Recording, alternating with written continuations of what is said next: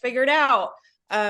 So that gives them, some confidence to be like, okay, I'm being supported, I'm being encouraged, and I can do this. And that's how we start getting them to move forward.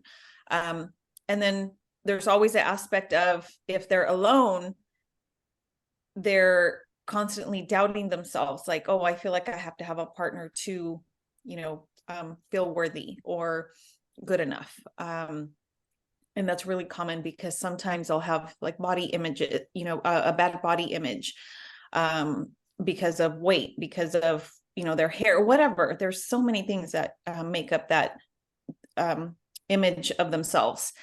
And so that's what we work through.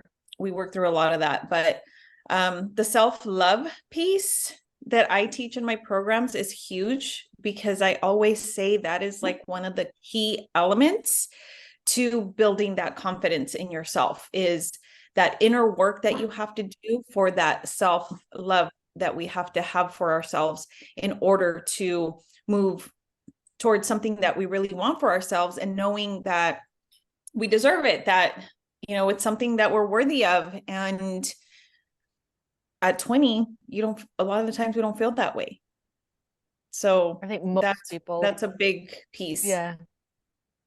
I know people in their 50s and 60s who don't feel that way. I think it's something, it's like a sort of, I think it just wasn't something that, it's not something that you're taught. It's not something that's very common to tell your child, you should love yourself. And it's not, I don't think it's something that you really see in the day-to-day life as much as you do anything else. Like I was posting about this the other day, that like, when was the last time you told yourself that you loved yourself? And then it doesn't mean you have to go and you have to say, I love you and whatever it is. But like, even in just showing yourself like small acts of kindness, like you're so busy and helping everyone else but yourself, or being there for everyone else but yourself. And you're sort of like forgetting the most basics of relationships, which is supposed to be with you, and telling and really expressing to yourself. I mean, I know it can seem weird and awkward, but it's like it's weird and awkward that it is weird and awkward, in my opinion. But I think we need to, I kind of feel like self-love is it's not only the base for every other love that you have in your life. I think it's a showcase for other people and how to love you properly. But I also think it sort of dictates in a way your self-worth and your confidence, because if you don't love yourself, you're not going to really be confident. It's not going to come from inside you. You might put on a show, you might pretend to be confident. It might come from the clothes that you wear, the money that you have, or anything else. But when you really truly love yourself, you know your worth, you know that you deserve better, and you also don't settle for any less, and I had this conversation with someone the other day, that when you really are confident, when you really are in a very good high place, you attract the two kind of people. You'll attract people that vibrate in the same frequency as you, like those people that you want to attract, but you'll also attract these leeches, like people who want to leech off of you, but you have the confidence to say no. Whereas, you're like, I don't want that person in my life. I want this person who's like good for me. If any of that made sense. Yeah. No, yeah. Completely. No, go ahead, Allison. Well, I mean, it completely makes sense. And what I would add is just, it's, something like confidence. And it does start, I mean, in your 20s is kind of like that time where when you fly away from the nest. But, as you said, Michelle, I would, it has to start even earlier, and it should be something that your parents teach you. And it's great because you see more and more on YouTube and things like that, these parents telling their kids to do these things. So, maybe the next generation is going to have that more, but have just that. I don't know that it's confidence or something, but it is. What I do is that I imagine a little version of that, a little version of me, and I've got a clear image of what I looked like, and it's it's a tiny little curly haired girl with these big brown eyes, and I'm just like, how I can't possibly speak to her horribly, You know, I can't be horrible to her. And I think that it's so much easier for me to love that little innocent, you know, child. I was going to say thing, but it's not very nice. But that, you know, tiny little, Yeah. you know, baby.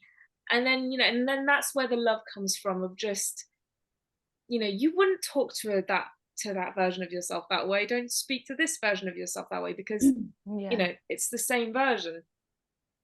That's an important point also. Yeah, I think what came up for me as you're saying that is I read something where someone talks about carrying a photo of yourself, like when you were a child, and to look at it and, you know, how would you talk to that child? How would you talk to that person when you were feeling how that child felt? And so what that just brought up for me is, you know, me being or having no confidence growing up and not having the encouragement and not having that just that talk from my parents of, you can love yourself, you should love yourself. That wasn't talked about in my home. Like, my parents are super traditional Mexican family, and if you know anything about that, we don't talk feelings, we don't talk emotions. So it was really hard for me to even like myself when I was a little girl, because I wasn't someone who fit in anywhere. I had like the big poofy nappy hair when I was a little girl that everyone made fun of. I had a huge nose, I had crooked teeth. I, you know, lived on the poor side of town.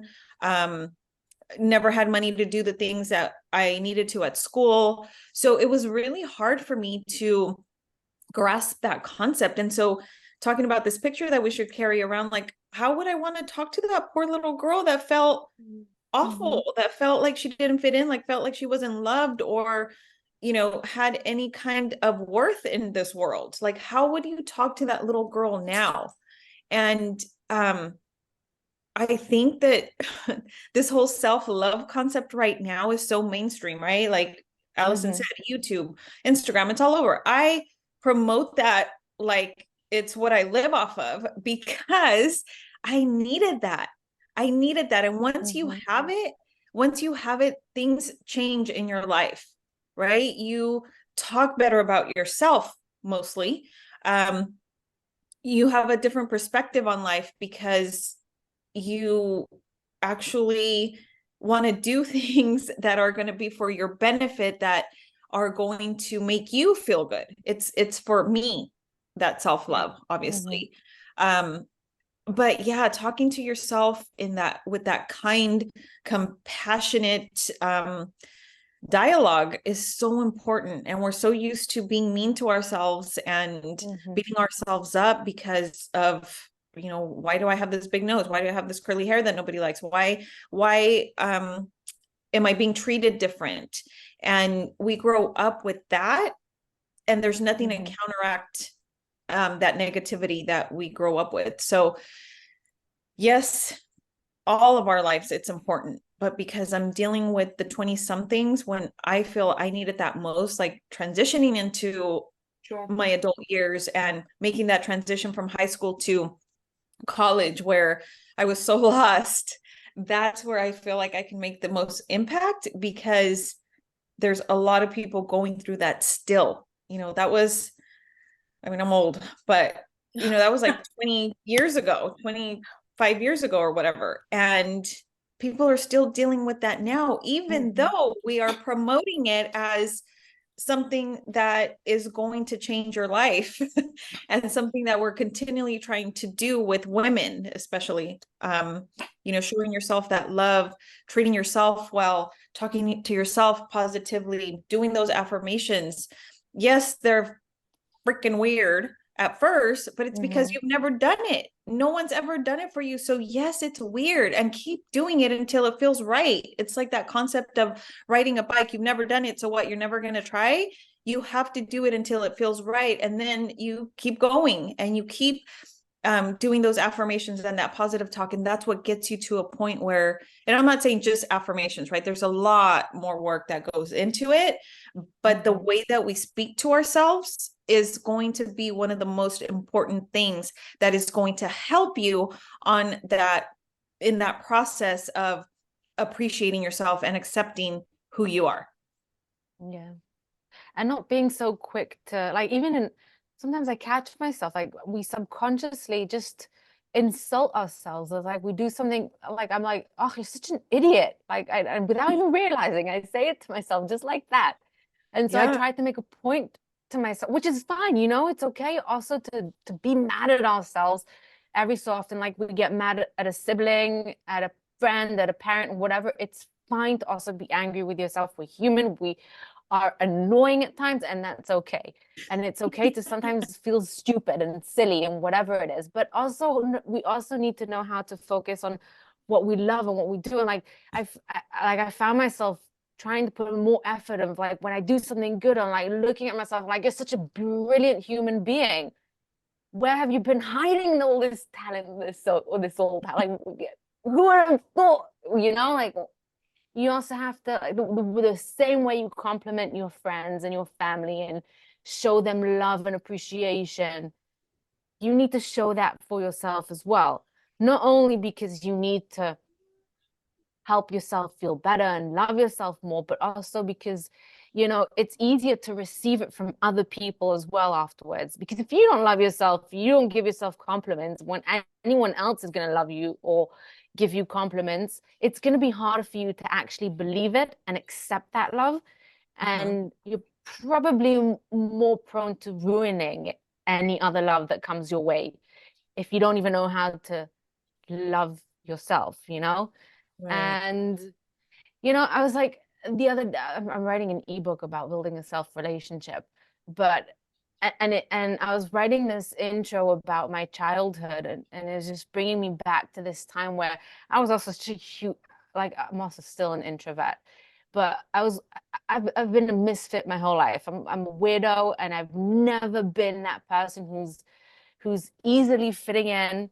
And, you know, as a child, I just, it would eat me up from inside. And I wouldn't be able, like, I couldn't understand, like, why. And I have two sisters, God bless them. They're the most popular human beings that you can possibly ever imagine.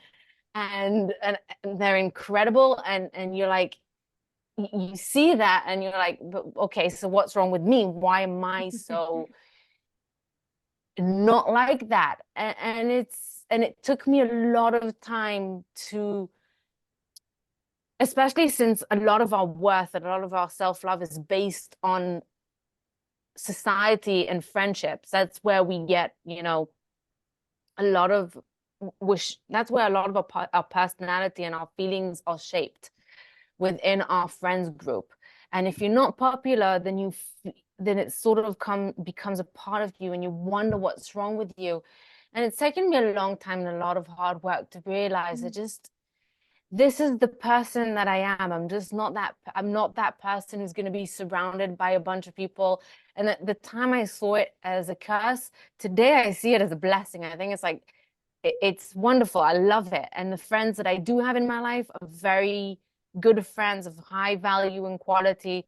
And it just you know, Marty, you posted something the other day and I saved it. Something about, like, how you're not coaching them to look at what's wrong with you, or what you haven't done in your life or something like that, right? And how you need to focus on what you do have and what you can do, and look forward to, from where you are now to where you want to